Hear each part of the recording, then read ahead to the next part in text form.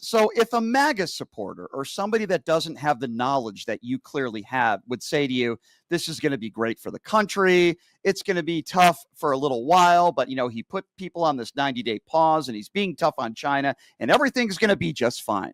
What would you say to somebody like that?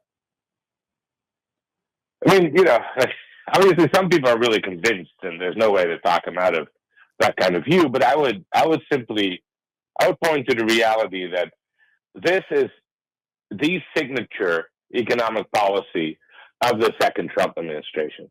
They announced it last week on Wednesday. The S&P 500 went down by 20%. Then they started implementing the policy this past Wednesday. And they didn't even make it through 24 hours before they had to pull back. That's how devastating the economic impact was. They will now claim this was part of the plan all along, but no, the actual tariffs were in place for maybe 14 hours before it became clear to people within the administration, some of the president's supporters outside of the administration, that this was just not the right way to go. Mm-hmm. Now, some people will say, maybe they made some small mistakes, but the policy is essentially still right. But they can never really explain to you what the end goal is, right? Some people will say, we're using this because we're worried about unfair trade practices abroad.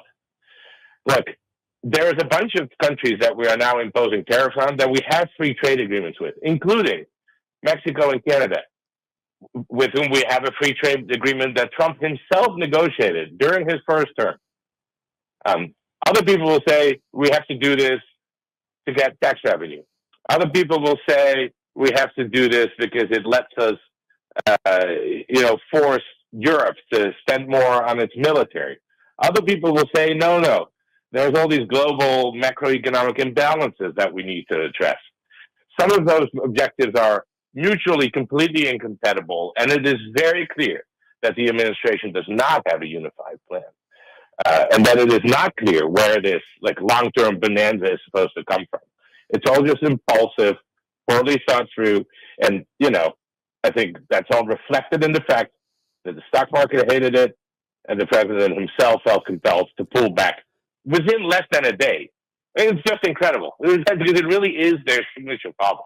Isn't it true, Stan, that, Caroline Leavitt, the White House press secretary, said he wasn't even thinking about doing this. And then 24 hours later, boom, we saw exactly what happened. So I want to ask you, do you think this was his plan all along? I know we would be speculating here.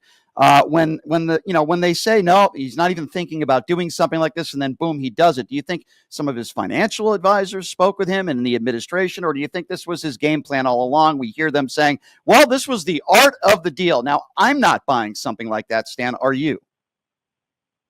No, I'm not at all. I think people are just freaked out because of the carnage in the market, first in the stock markets, then in the bond market, and I think ultimately they talked Trump out of the policy. Right. Look, I think he's enamored with tariffs, with protectionism, and he has been since the 1980s.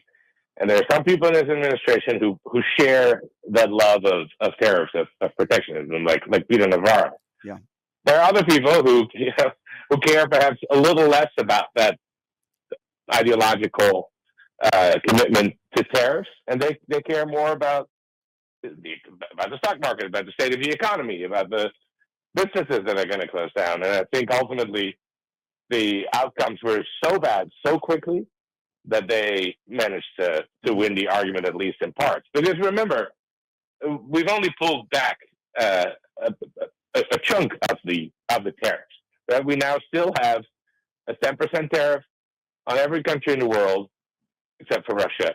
We have over 100% tariff on Chinese imports. We have tariffs on steel and aluminum.